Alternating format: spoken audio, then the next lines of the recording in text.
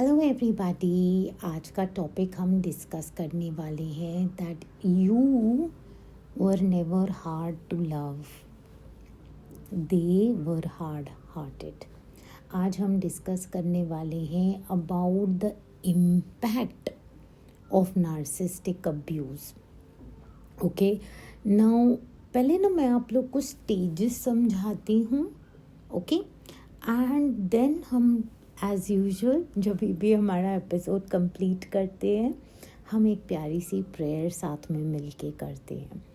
Now remember one thing, मैं कोई expert नहीं हूँ, मैं कोई साइकोलॉजिस्ट नहीं हूँ, बस अंडरस्टैंडिंग जो मेरी है उससे मैं आपसे ये चीज़ें शेयर करती हूँ। नाउ नंबर वन स्टेज जिसे हम कहते हैं ना, जो एक नार्सिसिस्ट आपके लाइफ में आते हैं, वो होता है स्टेज ऑफ आइडियलाइजेशन। मतलब आप उनके आइडियल बनते हो। ये एक ऐसा स्टेज है जहाँ एक नार्सिसिस्ट आपको फील करवाता है कि आप तो दुनिया की सबसे बेस्ट इंसान हो। ठीक है, वो आपको इतना लव बॉम्ब करते हैं, वो आपको कहते हैं ना एक तख्त और ताज पे बिठा के रखते हैं करके कि you are very big, very important to them, you know. और ये लव बॉम्बिंग के वजह से आपको खुद को भी ऐसा फील होने लगता है, यार ये इंसान मुझसे कितना प्यार करता है, मेरी कितनी इज्जत करता है, मुझे कितना अटेंशन देता है करके। तो वो आपकी कहते हैं ना जैसे दिमाग पे कैप्चर कर लेते हैं। नॉन स्टॉप कॉलिंग, मैसेजिंग, आपको आपके बारे में बोलते ना फ्लैटरी करना, आपको ऐसे कि अरे आप ये हो, आप वो हो, आप ऐसे हो, ये पहला स्टेज होता है करके। और शायद ये जब स्टेज चल रहा होता है ना, कई बार एक थॉट भी आपके दिमाग में आता है कि यार ये am I being deceived here? ये थॉट आता है बिकॉज जब वो लव पूरा फेक होता है ना, तो आपको अंदर में एक थॉट तो ज़रूर आता है कि यार ये सही है मेरे लिए इंसान, क्या इतना कोई प्यार कर सकता है, क्या इतना कोई किसी को अटेंशन दे सकता है, क्या कोई इतना अच्छा हो सकता है। You do tend to think that even if वो स्प्लिट सेकेंड के लिए थॉट आता है, लेकिन वो थॉट आता ज़रूर है। अब प्लीज़ समझो, एक नार्सिसिस्ट फेक लव क्यों करता है या क्यों करती है। इट कुड बी नार्सिसिस्ट कोई भी हो सकता है गाइस, मेल भी हो सकता है, फीमेल भी हो सकता है। हम ये कभी नहीं कहते हैं कि नार्सिसिस्ट सिर्फ मेन ही होते हैं या नार्सिसिस्ट सिर्फ फीमेल्स ही होती हैं। दोनों में नार्सिसिस्टिक क्वालिटीज़ आती हैं करके। ओके, नाउ नार्सिसिस्ट ना आपको यूज़ करने के लिए, या तो आपका पैसा, आपके फाइनेंशियल रिसोर्सेस यूज़ करने के लिए आपको पहले बढ़िया सा लव बॉम्ब करेंगे। अरे आप ये हो, आप वो हो, आपसे ऐसे बिहेव करेंगे जैसे आप अभी चांद तारों से उतर के उनके ज़िंदगी में आए हो। ठीक है, या वो सेक्सुअल वे में आपके आपको एक्सप्लॉइट करना चाहते हैं। It could be anything. आपको फाइनेंशियली उनको दिख रहा है, अरे ये मुझसे ज़्यादा she is richer to me और he is rich, well to do family, तो I will love bomb him now. Remember, ये जो नार्सिसिस्ट हैं ये आपको इनिशियल जो पहला स्टेज होता है ना, उसमें आपको आइडियल फील कराते हैं। वो आपको ऐसा फील कराते हैं कि आप बहुत इम्पोर्टेंट हो, आप रियली कुछ हो, they make you feel like that. Now remember one thing, God का ना एक प्यारा सा वर्ड है, वो कहते हैं कि जो लोग फ्लैटरी करते हैं ना, उन लोगों से दूर रहो। मतलब क्या, जो आपको मक्खन लगा रहे हैं ना अपनी मीठी मीठी बातों से, प्लीज़ उनसे दूर रहो। फ्लैटरी और अप्रिसिएशन में बहुत फ़र्क है। जो जेन्युइनली आपको अप्रिशिएट करेगा ना, उसका अंदाज़ डिफरेंट होगा, लेकिन फ्लैटरी उसका जो बोलते हैं ना रीज़न होता है, बिकॉज उसको आपसे कुछ चाहिए होता है, या तो सेक्सुअल प्लेजर्स चाहिए होते हैं, या तो आपसे पैसे की बोलते हैं ना फाइनेंशियल रिसोर्सेस उसको चाहिए। या तो उसको लगता है कि अरे आप एक बहुत अच्छा रास्ता हो उसकी लाइफ सेटल हो जाने के लिए। दोज आर द रीजंस जो एक नार्सिसिस्ट आपको इतना इनिशियली फर्स्ट स्टेज में बहुत लव बॉम्ब करते हैं। तो ये फ्लैटरी जो वो करते हैं ना, इसके पीछे इनके इंटेंशन सही नहीं होते हैं। ये स्टार्टिंग में इतना फ्लैटर करते हैं आपको। क्यों करते हैं? क्योंकि ये आपको डिसीव कर रहे हैं। डिसीव क्यों कर रहे हैं? जैसे ये आगे आपको यूज़ कर सके, और एक बार इन्होंने आपको यूज़ कर लिया ना, फिर ये आपको अल्टीमेटली अब्यूज़ कर सकते हैं। तो ये बेसिकली एक साइकिल होता है करके, दे पहले लव बॉम्ब करेंगे ज़बरदस्त आपको कि आप फंस जाओ उनकी बातों में, फिर ये आपको डिसीव करेंगे, ये आपको यूज़ करेंगे, और फिर ये फाइनली आपको अब्यूज़ करेंगे। एंड कई बार ना ये पैसों के लिए नहीं होता है, सेक्सुअल प्लेजर्स के लिए नहीं होता है। कई बार ये होता है कि आपको पाकर इनको लगता है अब हम भी अपग्रेड हो गए, हमारा नाता देखो कितना बड़ा लोगों से है। मतलब एक ना आप एक बेसिकली उनके लिए एक ट्रॉफी हो, जिसे पाकर उनको लगता है कि ये कुछ हो गए हैं करके, तो नार्सिसिस्ट हमेशा रिश्ते में अपना फ़ायदा देखते हैं। They just look at their benefit कि मैं इस इंसान को यूज़ कैसे कर सकता हूँ करके। It is very very important कि आप डिसर्न करें, चौकन्ने हो जाएं, इंसान के फेस पे मत जाएं, उसकी बातों के अंदाज पे मत जाएं। इनफैक्ट प्रे करें कि भगवान मुझे ना तू इस आदमी की सच्चाई दिखा, इसकी स्पिरिट क्या है, इसके इंटेंशंस क्या है, वो साफ साफ बाहर कर ना। जब आप ऐसा प्रे भी करना शुरू करते हो ना, तब पता है क्या, इंसान प्रेयर वेयर नहीं सोचता है। तब इंसान को लगता है, वो इतने सातवें आसमान में होता है कि ये इंसान मुझे कितना अच्छे से ट्रीट कर रहा है, कैसे बात कर रहा है, तो आपको वो सही लगता है बिकॉज वो पैकेजिंग इतनी सही करता है आपके आगे। नाउ एक बात आपने याद रखनी है, if you don't feel right about a person और अ प्लेस और अ थिंग ना, डोंट गो अहेड।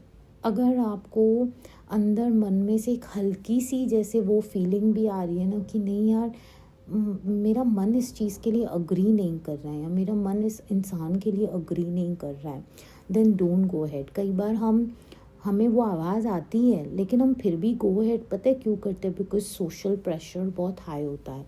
अब तो मैं इतना आगे आ गई हूँ इस स्टेज में, अब कैसे ना बोल सकते हैं करके, द प्रेशर, कई बार फैमिली प्रेशर होता है, सोशल प्रेशर होता है, या वो सिचुएशन ऐसी बन के आ जाती है कि आपको लगता है कि अब मैं क्या करूँ। बट रिमेंबर, अपने अंदर की उस आवाज़ को दबाना मत।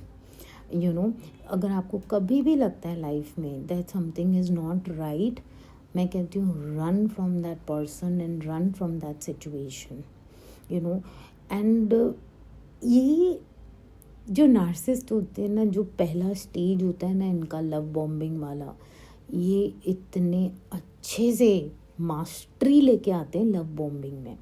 मतलब आपको कैसे शीशे में उतारना है ना, ये आपको पूरा स्टडी करते हैं कि इसके बारे में जितनी इन्फॉर्मेशन मिल सके वो आपकी पूरी इन्फॉर्मेशन निकालते हैं और आपको पूरा स्टडी करते हैं, एंड फिर वैसे वैसे बातें आपके सामने करते हैं।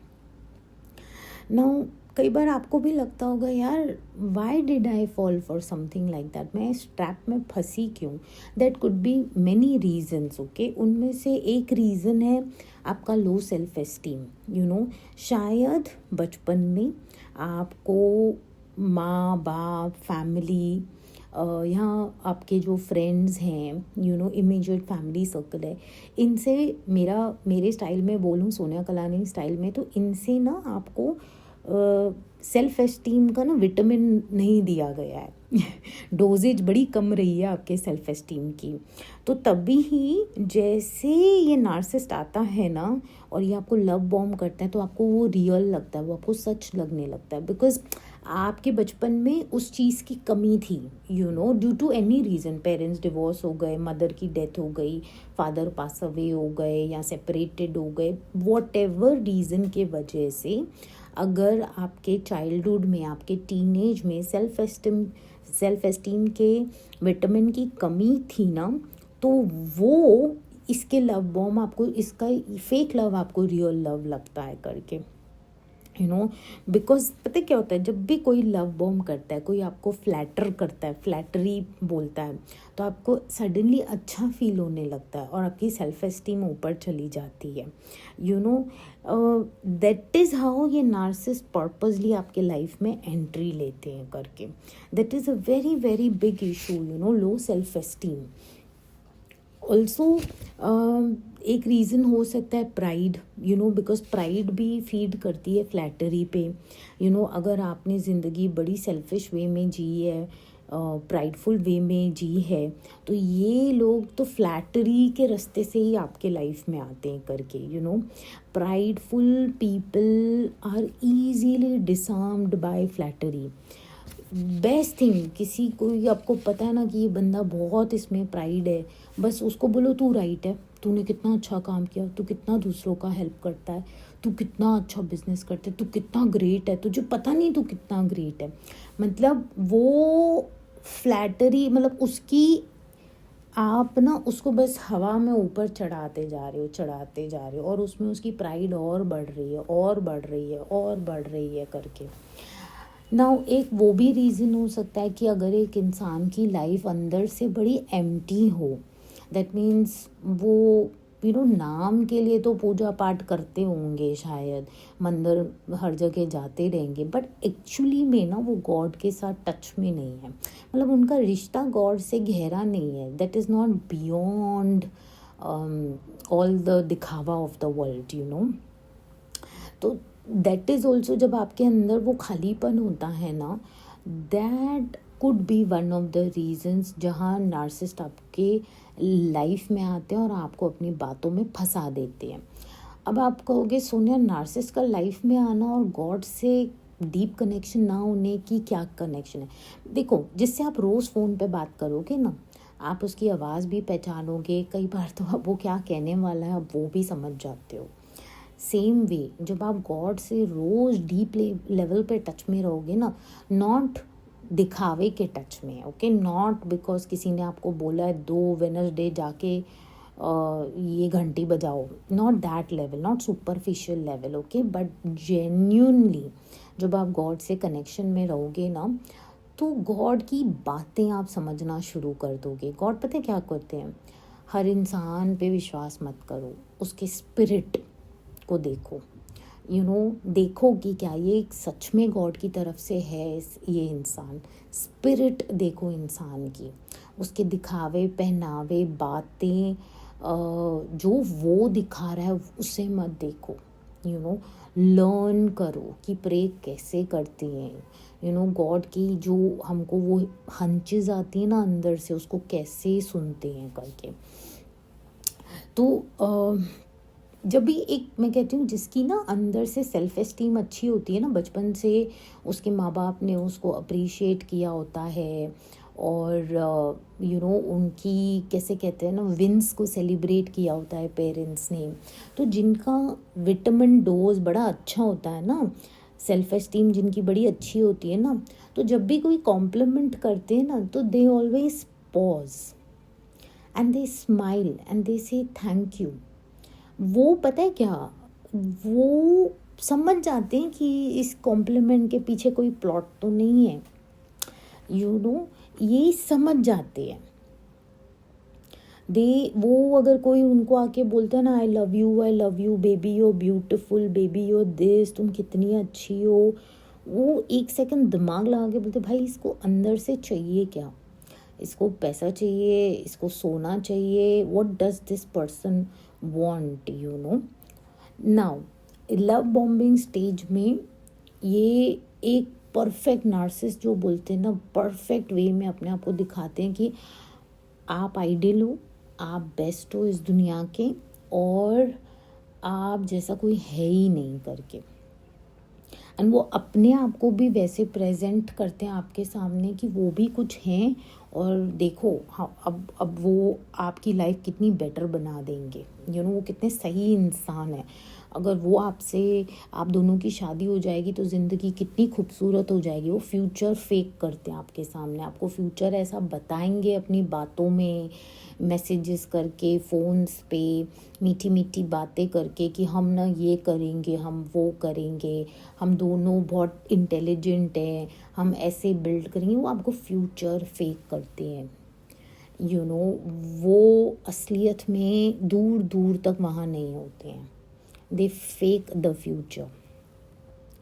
नाउ नंबर 2, स्टेज नंबर 2, पहले कर दिया सब फ्यूचर फेकिंग, अब जब उन्हें पता चल गया है कि आप आ गए हो उनकी बातों में, अब वो आपको डी वैल्यू करेंगे।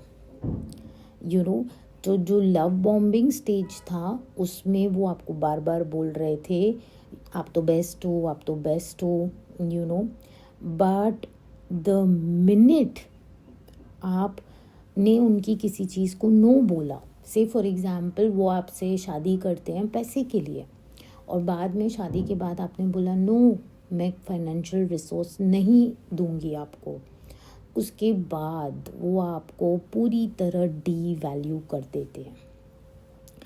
आपके सेल्फ एस्टीम के तो चिथड़े चिथड़े कर देंगे पूरी तरह, या अगर आप एक बॉयफ्रेंड गर्लफ्रेंड के रिलेशनशिप में हो और वो बॉयफ्रेंड आपको पटाने के लिए बहुत मीठी मीठी बातें सब कुछ बोल रहा है, एंड द मिनट आप उसकी गर्लफ्रेंड बन जाते हो, वो आपको बोलता है अभी आप फिज़िकली उसके साथ स्लीप करो, और आप कहते हो कि नहीं मुझे वो नहीं करना है, फिर वो आपको डी वैल्यू करना शुरू कर देते हैं। अब वो आपको ब्रेक डाउन करते हैं, तोड़ना शुरू कर देते हैं, बिकॉज नार्सिसिस्ट को जब वो नहीं मिलता ना जो वो चाहते हैं, वो पहले पूरी कोशिश करते हैं लव बॉम्बिंग में, लेकिन लास्ट में उनको जब दिखता है कि नहीं भाई मुझे इससे कोई फ़ायदा नहीं मिल रहा है, तो वो सबकॉन्शियसली आपको तोड़ना शुरू कर देते हैं। फिर बोलेंगे अरे वो लड़की देख कितनी हॉट है, इसका इंस्टाग्राम रील दूसरों के इस पे लाइक्स करना, टीवी में अगर किसी की बॉडी टाइप देख ली ये बेटर है। और डी वैल्यू स्टेज में ना तुम्हारे कपड़े अच्छे नहीं हैं, तुम्हारे बाल का स्टाइल अच्छा नहीं है, तुम्हारा मुस्कुराना अच्छा नहीं है, अब तुम इतनी खूबसूरत नहीं हो, बिकॉज उनका फ़ायदा नहीं निकल रहा है, तो अब अंदर भी उनको चिढ़ और गुस्सा मच रहा है कि मैंने इतनी बड़ी बाजी खेली और मैं फेल कैसे हो गया करके। तो जो लव बॉम्ब वाला स्टेज होता है, वो आपको लगता है ये इंसान, तो वो स्टेज आपके दिमाग में क्या है, फर्स्ट इम्प्रेशन हम कहते हैं, लास्टिंग इम्प्रेशन होता है। आपके दिमाग में आपका ब्रेन बोलता है अरे ये तो मुझसे इतना प्यार करता था, फिर सडनली आप डी वैल्यू के स्टेज पे आ जाते हो कि ये अब इसको मेरे से प्रॉब्लम क्यों हो रही है, मेरे बालों से प्रॉब्लम, मेरे कपड़ों से प्रॉब्लम, मेरी बॉडी टाइप से प्रॉब्लम। पहला तो मुझे बहुत अच्छा बात करता था, सब कुछ बोलता था, साथ में मिलके बड़ा फ्यूचर बनाएंगे, ये करेंगे वो करेंगे। फिर ना धीरे धीरे डी वैल्यू स्टेज में वो नार्सिसिस्ट की लैंग्वेज आपको पिंच होने लगती है, उसके वर्ड्स आपको हर्ट होने लगते हैं, लेकिन तभी भी आपका ब्रेन ना बड़ा कंफ्यूज्ड होता है, उसको लगता है यार लव, इतना लव करता था, ये था, और अभी ऐसे वर्ड्स यूज़ कर रहा है, तो आप ना कंफ्यूजन के स्टेट में आ जाते हो कि ये हो क्या रहा है। हमेशा ध्यान दो, pay attention to how people make you feel. अगर कोई आपको कॉन्स्टेंटली बुरा फील करवा रहा है, इट इज़ एन इंडिकेशन आप एक गलत इंसान के साथ हैं। जो लोग आपको करेक्ट करते हैं ना, वो आपको बड़ा प्यार से करेक्ट करते हैं, वो बड़ी इज्जत से करेक्ट करते हैं, बड़ी नम्रता से करेक्ट करते हैं, क्योंकि वो आपका भला चाहते हैं। बट और कई बार कैसे होता है ना, जब कोई किसी से बहुत पसंद करता है ना, किसी को बहुत प्यार करता है, तो वो उसकी डांट में भी प्यार लगता है आपको। लेकिन कोई आपको जब डी वैल्यू करता है ना, वो बहुत अलग चीज़ होती है, उसमें बड़ा अलग लैंग्वेज यूज़ किया जाता है। जैसे आपको लगता है कि यार ये ना मेरी आत्मा को रॉब कर रहा है अंदर से, सो जो डीवैल्यूएशन स्टेज होता है ना, इसमें तो लैंग्वेज, माय गॉड, लैंग्वेज इतनी गंदी हो जाती है।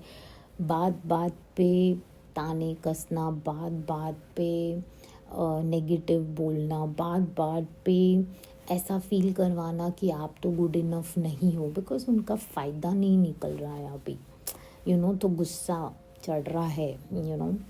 Remember, death and life are in the power of tongue. आपकी ज़बान में इतनी पावर है, जो वर्ड्स आप निकालते हो वो किसी को मार भी सकते हैं और किसी को ज़िंदा बोलते ना नई एनर्जी भी दे सकते हैं। तो थोड़ा वाइज हो जाओ टू नो कि एक इंसान की एनर्जी क्या है वर्ड्स के पीछे। What is the energy? इंसान जब ऐसे मीठे मीठे बोल बोलते हैं, लेकिन उनके पीछे उनकी स्पिरिट में क्या है करके। और कई बार ना ये जो डीवैल्यूएशन स्टेज होता है, इसमें मेजर वेपन जो वो यूज़ करते हैं वो लैंग्वेज ही होता है। आपका कॉन्फिडेंस तोड़ने के लिए, आपका स्ट्रेंथ तोड़ने के लिए, आपकी बोल्डनेस तोड़ने के लिए, आपको पूरी तरह धीरे धीरे ख़त्म करने के लिए, जैसे आप तो कुछ हो ही नहीं करके बड़े कॉन्डिसेंडिंग मैनर में आपसे बात किया जाता है, मतलब जैसे आपको गिराया जाता है करके, पुट यू डाउन। तो नार्सिसिस्ट, पता है, पहला स्टेज होता है, आपको बिल्ड करते हैं ऊपर, ओके, लव बॉम्बिंग करके कि तुम मुझे कहाँ से मिल गई हो, मैं कितना लकी हूँ, तुम ये तुम वो। सेकंड स्टेज होता है टेयर यू डाउन, तुम्हें पूरी तरह डीवैल्यू कर देंगे। एंड थर्ड स्टेज, जब they are done using you, they will throw you away. उनका काम निकल गया ना, अब वो तुम्हें चूस के बाहर फेंक देंगे।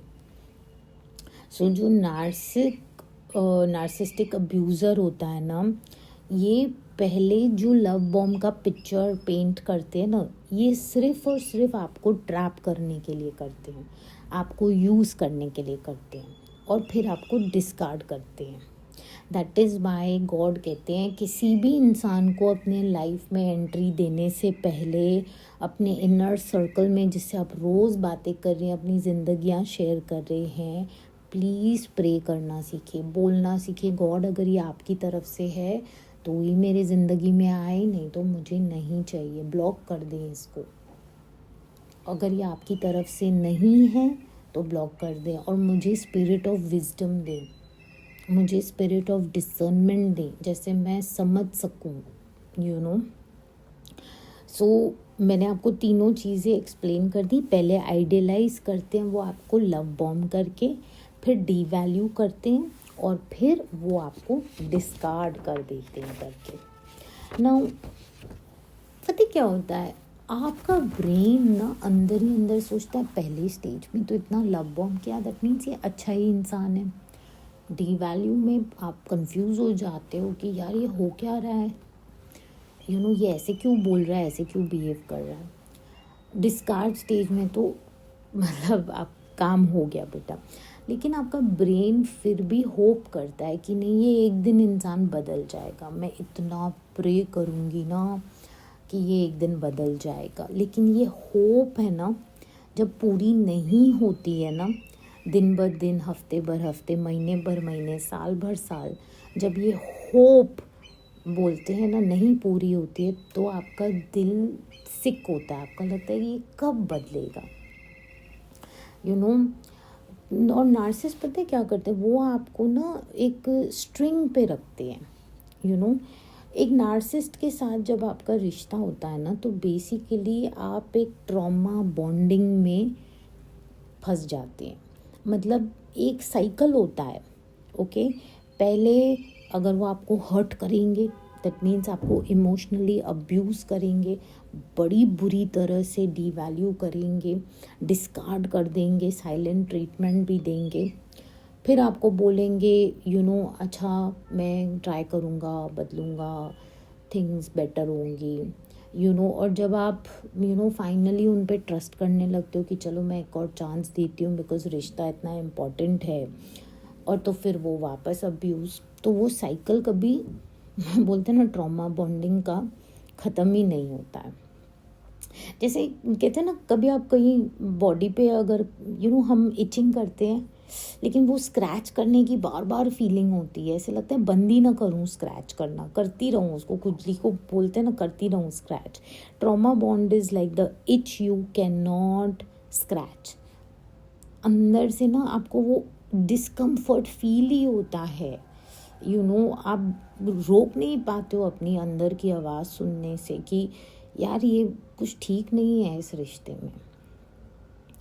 आपको एक आवाज़ आ ही जाती है कि I know this person is not good for me, but I can not leave him now, I can not let him go from my life, because brain अभी अडिक्टेड हो चुका है ट्रॉमा के साथ।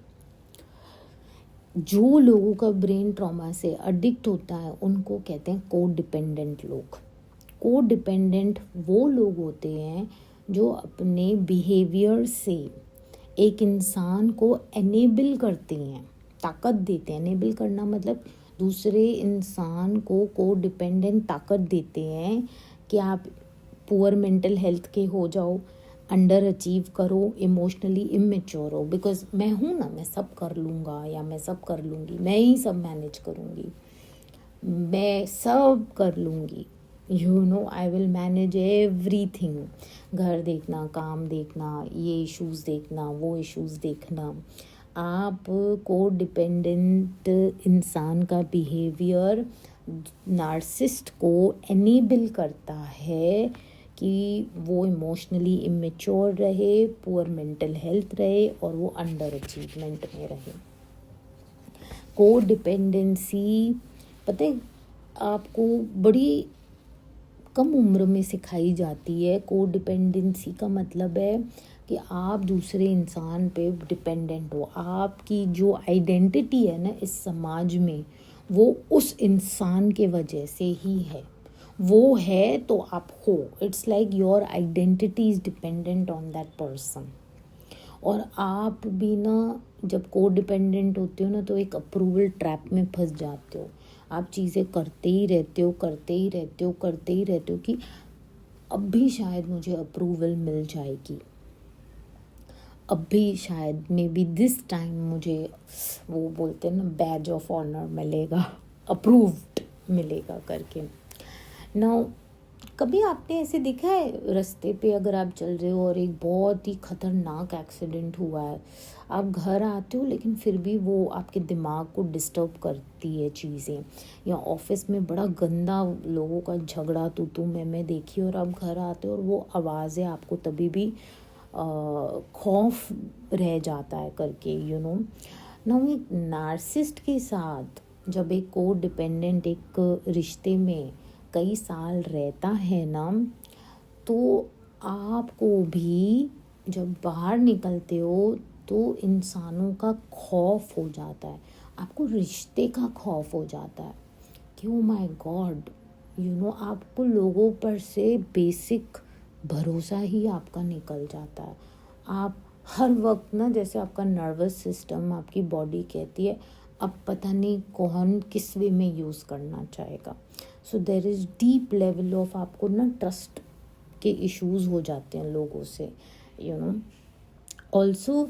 जब भी एक नार्सिसिस्टिक रिलेशनशिप से बाहर निकलते हैं ना, या जब उसमें रहते भी हैं एक नार्सिसिस्ट के साथ जब एक को डिपेंडेंट रहता भी है, तो डिप्रेसिव बड़ा फील होता है when you are dealing with a narcissist. आप बहुत सैड होते हैं बिकॉज आपको लगता है अरे पहले तो इतना लव बॉम्ब किया, अभी इतना डी वैल्यू किया, ये हो क्या रहा है। तो वो जो साइकिल होता है ना, एक सर्कल होता है करके, और आप थक जाते हो उनका प्यार वापस पाने के लिए, उनको वापस मनाने के लिए सब चीज़ उनके हिसाब से करने के लिए। एक ना आपको फटीग आ जाता है अंदर ही अंदर, आप कहते हो मैं थक गई हूँ, और वो फटीग इवेंचुअली एक डीप लेवल ऑफ डिप्रेशन होता है, आपको पता भी नहीं चलता। अब आपको नॉर्मल चीज़ें वैसे अच्छी भी नहीं लगती हैं, आपको लगता है बस मुझे थोड़ी देर अकेला छोड़ दो मैं सांस ले लूँ। लाइक लिटरली आपको लगता है वो 1 आवर जब आप अकेले होते हो आप ज़्यादा पीसफुल होते हो करके। नाउ हीलिंग, रिमेंबर हीलिंग एक लंबी जर्नी है, कोई भी आपको बोलता है कि नहीं आप ये करो और ये 2 हफ्ते में आप हील हो जाओगे, then that's not a genuine guidance. जैसे एक बहुत बड़ी लाइफ थ्रेटनिंग अगर आपको बीमारी होती है ना, तो हीलिंग को ज़्यादा वक्त लगता है। तो नार्सिसिस्ट के साथ रहना इज़ वेरी बिग बीमारी, हीलिंग को बहुत वक्त लगता है। हीलिंग के कुछ बेसिक स्टेप्स बता रही हूँ। Number 1, no contact with the narcissist. No contact बंद, no text, no call, no, जितना मिनिमल कर सको उतना मिनिमल, बट आइडियली तो no contact is the best thing. Number 2, come out of that hope that the narcissist will change। वो hope से बाहर आ जाओ, बिकॉज जब आप थोड़ा रैशनली दिमाग चला के बोलते ना ब्रेन यूज़ करोगे ना, और जब आप उसमें से बाहर आओगे तब आप रियलाइज़ करोगे कि यस, ये मेरे लिए बिल्कुल हेल्दी नहीं था रिलेशनशिप, बिकॉज मुझे ऐसा लगता है जब आप अनक्लीन चीज़ों से बाहर आते हो ना, that's when you enjoy the presence of God also. But हमारी जब अंदर की सोल ब्रोकन होती है ना, तो वो it pulls us back to our poison.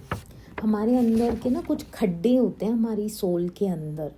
अब जब वो खड्डों हील नहीं करते ना, वो वूंड्स को हम हील नहीं करते ना, दैट्स व्हेन हम वापस पॉइजन की तरफ ही अट्रैक्ट होते हैं। तो ऐसा कैसे हो सकता है? आप सोचो कि आप जलते कोयले पे चलो और आपका पैर भी ना जले। नार्सिसिस्ट के साथ रिश्ता ऐसे ही है, उसके साथ रिश्ता रखना मतलब जलते कोयले पे चलना। तो how can you not get burned? Issues तो आएंगे ही आएंगे, बाय डिफ़ॉल्ट आएंगे करके। तो very important step is to purge your soul, purge your mind. आप बोलोगे सोनिया पर्ज क्या होता है? पर्ज मेरे हिसाब से सफाई करना है, ओके, ब्रेन वॉश करना है अपने आप को। जो चीज़ें आपको लगता था ये तो नॉर्मल हैं, अब आप रियलाइज़ करते हो कि नहीं, ये दुनिया के लिए नॉर्मल होगी, मेरे लिए नहीं है। मेरी सोल को ग्रो करना इम्पोर्टेंट है, मेरे लिए सही लोगों से कनेक्ट करना इम्पोर्टेंट है, मेरे लिए पीस इम्पोर्टेंट है, मेरा जॉय इम्पोर्टेंट है, मेरा लव, मेरी रिस्पेक्ट इम्पोर्टेंट है। तो आप अब अपने आप को रिकॉन्फिगर करते हो, बोलते हैं ना अपग्रेड करते हैं ऐप्स को, रिकॉन्फिगर योर माइंड, अपने माइंड को साफ करना। अब मेरे हिसाब से ये माइंड जब बनाया हमारे रब ने है, जब गॉड ने हमें ये माइंड दिया है, तो सफाई करने की कहते हैं ना जिम्मेदारी भी मैं गॉड के हाथ में देती हूँ। तो मेरा एक प्यारा तरीका मैं आपसे शेयर करती हूँ when it comes to purging your mind, that means to साफ सफाई द माइंड। दिन में 3 बार, सुबह उठते, रात को सोते और दोपहर या शाम आपको जब वक्त मिले, आप ना डेली लेटर्स लिखो गॉड को, लिखना शुरू कर दो उसमें, God clean my mind, break off all the wrong addictions to thoughts, words, ideas, people, places, things। मेरे माइंड को ना, आप इंटीरियर डिज़ाइनर हो मेरे माइंड के, आप मेरे माइंड को रेनोवेट करो। गॉड को आप लोग बाकायदा कहते हैं ना, अपने माइंड को सरेंडर कर दो उनके हाथ में कि मैं ना यहाँ हेल्पलेस फील कर रही हूँ, मैं निकल नहीं पा रही हूँ, मैं सही सोच भी नहीं पा रही हूँ, मैं एकदम नम हो गई हूँ करके लिखना शुरू कर दो लेटर्स। मैं बता रही हूँ ये एक चीज़ इतनी पावरफुल है, इतनी पावरफुल है। आप धीरे धीरे अंदर ही अंदर देखेंगे कि गॉड आपको कैसे बदलते जा रहे, कैसे आपके मन की सफाई होती जा रही है।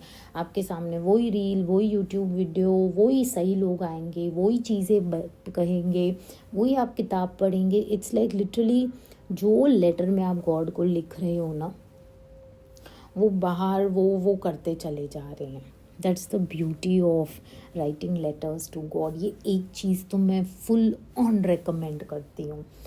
चाहे आप एक नार्सिसिस्ट रिलेशनशिप में हो या नहीं हो, फिर भी मैं अगर ज़िंदगी में आप सक्सेसफुल भी बनना चाहते हो ना, आप रोज़ गॉड को लेटर्स लिखना शुरू कर दो, गॉड मुझे सक्सेसफुल इंसान बना, मुझे मेरा पर्पस दिखा, मुझे मेरा रास्ता दिखा, मेरे मुंह पे स्माइल रहे हमेशा, मेरी कहते हैं ना सोल को एकदम प्योर एंड ब्यूटीफुल बना दे करके. Now, this is going to help you in a very big way. Writing letters to God is going to change the trajectory of your life. आप ट्राई तो करके देखो, बिकॉज जब हम लेटर लिखते हैं ना गॉड को, हम उसके प्रेजेंस में होते हैं, हम उसको याद करते हैं, तभी तो हम लेटर लिखते हैं. जब हम किसी को याद करते हैं, बहुत प्यार करते हैं, उससे बातें करना चाहते हैं, तभी हम उसको लेटर्स लिखते हैं. लिखना शुरू कर दो, यू नो. एंड एक अपने मन में बिठा दो कि मेरा जो पहले का नेचर था ना, strip your self from your farmer nature. अभी एक नया एटीट्यूड होगा, नए वे में सोचना है. अपने माइंड को पर्च करना मतलब क्या होता है? एक नए डाइट पे जाना, जो आपको नई सोच से मिलना, नए लोगों से मिलना, न्यू सर्कल ऑफ पीपल है. अब आप ऐसे वैसे किसी को भी अपने इनर सर्कल में नहीं लाते हो. आप बहुत केयरफुल होती हो कौन मेरा लाइफ में आता है, कौन मेरे लाइफ में रहता है, और किसको मेरे को जल्दी किक आउट करना है करके. So daily presence of God, while writing those letters can really change your life. एक नार्सिस्टिक रिलेशनशिप में जब होते हैं ना, तो हाँ उसमें लोनलीनेस फील होती है, बिकॉज सामने वाला इंसान कहीं से भी आपको रियल लव नहीं दे रहा है, राइट. तो देयर इज़ जो भी नार्सिस्टिक रिलेशनशिप्स में होते हैं ना, उनको हमेशा लगता है कि इतने साल हो गए इस इंसान के साथ, बट फिर भी मैं अंदर ही अंदर बड़ा लोनली फील करती हूँ. एंड वो लोनलीनेस के डर में you go back to the narcissist. Loneliness पता है क्या है? ये एक इमोशनल वॉइड है, खालीपन है, जहाँ हम गॉड को रिकॉग्नाइज नहीं करते. तब भी मैं कहती हूँ लेटर्स लिखो गॉड को, उसको अपने दिल की बातें बताओ, जो आप किसी से ना बातें कर सके ना, वो लेटर्स में गॉड को लिखना शुरू कर दो. लोनलीनेस होता है एक नार्सिस्टिक रिलेशनशिप में रहते रहते. आपको लगता है कि आप इतना ट्राई करते हो कि वो जब आपको डी वैल्यू कर रहा है, आप वापस से उनका प्यार पाओ. आप एक अप्रूवल ट्रैप में फंसे हुए, आप जस्ट एक साइकिल में घूम रहे हो. That is when you have to write letters to God. and लिखो अपने उन लेटर्स में, गॉड को बोलो कि मुझे भेजो, send those people who are there for me, जो मुझे जज नहीं करें, जो मुझे डीवैल्यूएट नहीं करें, but genuinely these are the kind of people जो मेरे लिए लाइफ में खड़े हो सकें, जो मेरे को हर वक्त कहते हैं ना सपोर्ट कर सके लाइफ में. सो ask, really ask, now narcissistic जो अब्यूज़ होता है ना, इसमें आपका सबसे बड़ा नुकसान पता है क्या होता है? आप खुद से प्यार करना छोड़ देते हैं, आप खुद को देखना छोड़ देते हैं, आप अपोलोजाइज करते हैं फॉर इवन एग्जिस्टिंग. आपकी आवाज़ ही नहीं होती, अच्छा जिस उन्होंने जैसा बोला वैसा ही करना है करके. डे बाय डे आपका कॉन्फिडेंस गिरता चला जाता है. आप समवेयर आपको लगता है मैं बस सर्वाइव कर रही हूँ लाइफ में, मैं थ्राइव नहीं कर रही हूँ. एंड आपको सॉफ्ट नहीं फील होता है, soft and light and easy and peaceful, वैसा आपको फीलिंग ही नहीं आता है. आपको ऐसे लगता है आपको बार बार अपने आप को एक्सप्लेन करना पड़ता है who you are to that person, और एक नार्सिस्टिक जो रिलेशनशिप होता है ना, उसमें आप सिर्फ सर्वाइव करते हो, you don't live happily in that relationship. और आप हमेशा ऐसे लगता है कि यार मैं ना एगशेल्स पे चल रही हूँ अपने खुद के घर में, कि सोच समझ के बोलना है, नहीं तो भड़क जाएंगे और फिर झगड़ा होगा, और मतलब there is just too much. तो आप प्यार को डर से कंफ्यूज कर लेते हो करके, कि जो आप एक्शल्स पे चलना मतलब आप डरे हुए हो कि आप अपने दिल की बातें नहीं बोल सकते हो। तो समवेयर आपके अंदर ना प्यार और डर को लेके कंफ्यूज हो, मैं प्यार तो करती हूँ इस इंसान से, फिर मुझे डर क्यों लग रहा है इसको सब बातें बोलने में। एंड आप दुनिया के लिए स्ट्रॉन्ग इंसान बड़े बन जाते हो बिकॉज आप इतना टाइम सर्वाइवल मोड में काटते हो। You know that also makes a lot of difference. Now अगर आप यहाँ तक ये वीडियो सुन रहे हो तो मैं चाहती हूँ प्लीज़ आप आएँ और मेरे साथ प्रे करें, ठीक है? बिकॉज मैं प्रेयर्स में बहुत बिलीव करती हूँ और मुझे लगता है दुआएं ऊपर जाती हैं, ब्लेसिंग्स बन के हमारे लाइफ में आती हैं। तो जब आप हीलिंग की प्रेयर करते हैं ना, तो किसी न किसी वे में गॉड आपकी हर बात सुनते हैं। वो आपको मदद ज़रूर भेजेंगे, वो आपके हालात ज़रूर बदलेंगे, वो आपकी ज़िंदगी में सही लोग ज़रूर भेजेंगे। वो रहम दिल, कहते हैं ना, गॉड इज़ रहम दिल, God is beautiful, God is pure, God is good, God is wonderful. तो वो आप कहते हैं ना, डीप वाटर में भी कहीं अगर आप फंस गए हो ना, एक गड्ढे में भी ना, वहाँ पे भी आपने सच्चे दिल से गॉड को पुकारा है ना, तो एक मदद का हाथ ज़रूर आता है। So with that intention let's start praying now.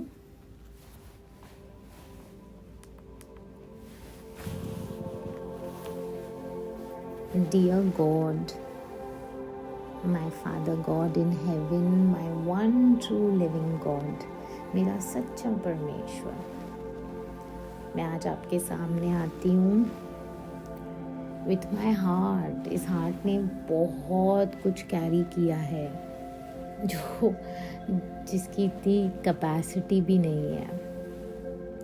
आप ही को पता है मेरे वो दर्दों के बारे में जिन्हें शायद मैंने खुद अल्फाज भी नहीं दिए कभी।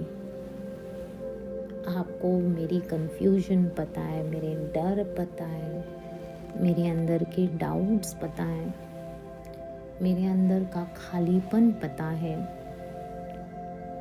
आपको अंदर बाहर मेरा हर रूप पता है।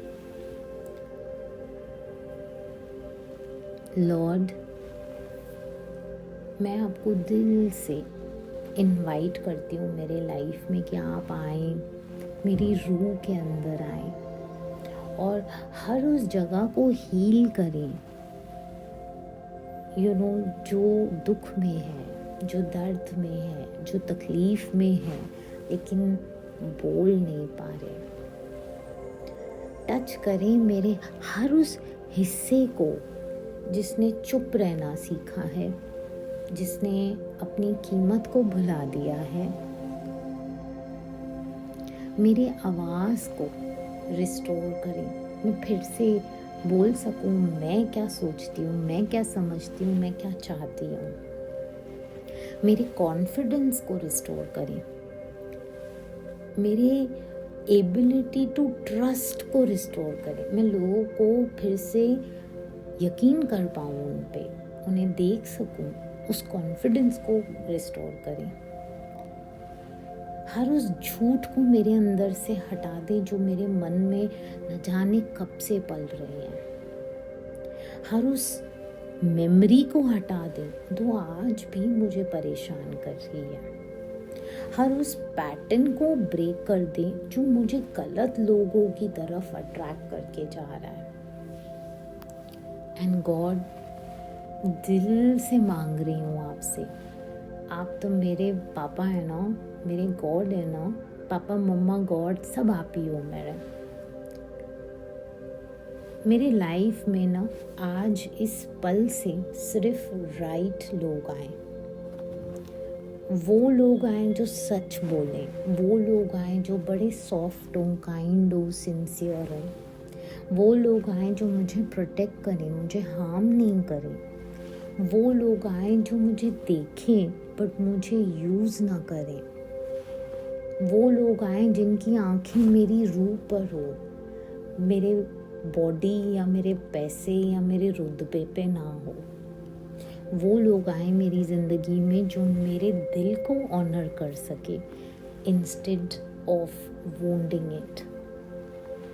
मुझे उन लोगों से, उन प्यारे प्यारे लोगों से सराउंड करो गॉड, जो सेफ हों, स्टेडी हों, पेशेंट हों, काइंड हों एकदम मेरे साथ। मेरी लाइफ को उन रिश्तों में घोल दो जो मुझे हील करें, मुझे गाइड करें, मुझे सपोर्ट करें in the person that you want me to become God. अगर मुझे कुछ वक्त अकेला भी बिताना है ना, मुझे इस अकेले वक्त में भी आप शार्पन करें, मुझे क्ले की तरह बनाएं खुदावन, जैसा आप चाहते हैं मैं बनूं। जो काम के लिए आपने मुझे इस अर्थ पे भेजा है खुदावन, मुझे उस काम की तरफ, उस पर्पस की तरफ चलाएं। मेरे अंदर से एम्प्टीनेस को हटा के आप अपनी प्रेजेंस को भर दें। और मैं दिल से शुक्रगुजार हूँ गॉड, मुझे डार्कनेस में से बाहर लेके आने के लिए। मैं दिल से शुक्रगुजार हूँ मेरी नई स्टोरी लिखने के लिए लाइफ की। मैं दिल से शुक्रगुजार हूँ मुझे पूरी तरह एक होल कंप्लीट इंसान बनाने के लिए। मैं बहुत ग्रेटफुल हूँ गॉड कि आपने मुझे इतना नया इंसान बना दिया है कि अब मैं अपने पास सेल्फ को देखकर कितना हैरान हो जाती हूँ कि मैं कभी ये थी भी नहीं या कभी मैं ये था भी। सो थैंक यू गॉड, मुझे एक हील्ड, होल, कंप्लीट, ब्यूटीफुल इंसान बनाने के लिए, जो आपके दिए हुए पर्पस पे अपनी बाकी सारी ज़िंदगी मुस्कुरा के, नाच के, गा के जी रहा है। I am so thankful God, I am so thankful.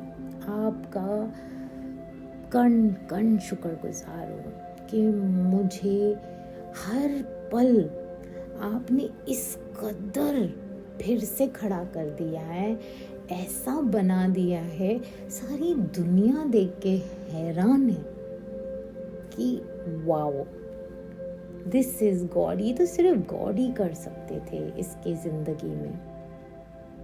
वो रिश्ता इसे तोड़ नहीं पाया, वो मैनिपुलेशन इसे झंझोड़ नहीं पाई, वो यूज करने वाले थक गए यूज करके, उनके हाथ टूट गए, लेकिन आपने मुझे फिर भी बरकतें ही बरकतें दी हैं। उन्हें इस तरह मेरी जिंदगी से हटा दिया है कि अब वो मेरे आसपास भी नहीं है। थैंक यू मुझे एक नया इंसान बनाने के लिए, थैंक यू मुझ में स्पिरिट ऑफ विजडम डालने के लिए, थैंक यू मुझे स्पिरिट ऑफ डिसर्नमेंट देने के लिए, थैंक यू मुझ में स्पिरिट ऑफ अंडरस्टैंडिंग भरने के लिए, मुझे एक नया इंसान बनाने के लिए, बरकतों के रास्ते पे चलाने के लिए आपका बहुत बहुत शुक्रगुजार हूँ गॉड, बहुत शुक्रगुजार हूँ। Thank you, thank you, thank you. Well, that's it for today. Lots of love, Sonia. और मैं भी आपके लिए दुआ करती हूँ कि रब ना आपकी ज़िंदगी इतनी सोनी कर दे, इतनी खूबसूरत कर दे, इतनी दुआओं से भर दे कि आप अपनी ज़िंदगी के बड़े से बड़े गम, बड़ी सी बड़ी तकलीफ़ों को भूल जाएं। कोई ऐसे आप देखें और आपको कहें कि रब ने इतना ज़्यादा दे दिया है ना, इतनी ज़्यादा खुशियाँ, प्यार, सुकून, इज़्ज़त, पैसा, मान, आन, शान, इतना सब ज़्यादा दे दिया है कि अब पीछे मुड़ के दर्द भी बोलते ना फील ही नहीं होता है, क्योंकि उस रब का हाथ, कहते ना गॉड का एक टच फिंगर भी आता है ना आपके लाइफ के ऊपर, तो आपकी लाइफ सेम नहीं रहती है।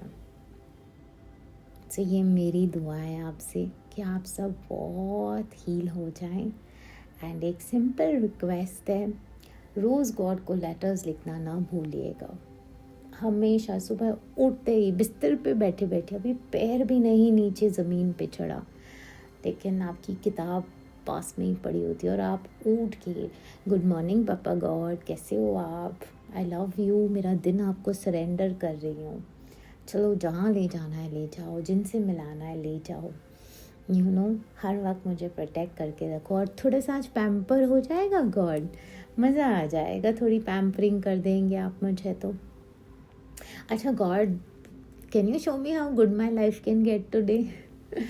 आप दिखा सकते हैं कि मेरी लाइफ कितनी और खूबसूरत हो सकती है, यू नो। एंड शुक्रगुजार ज़रूर करिएगा, क्योंकि कहते हैं ना, सबसे बड़ी शुक्रगुजारी तब होती है जब हम गॉड से लेटर्स लिखकर रोज़ बातें करना शुरू कर देते हैं। मुझे लगता है ये भी ग्रेस है, क्योंकि बहुत लोग सुनते हैं लेकिन करते जो रिलीजियसली रोज़ करते ना दिल से, वो रिश्ता गहरा बनाते ना गॉड से, वो तो गॉड के चुने हुए ही हो सकते हैं। They are the chosen ones. So that's it for today. Lots of love, Sonia.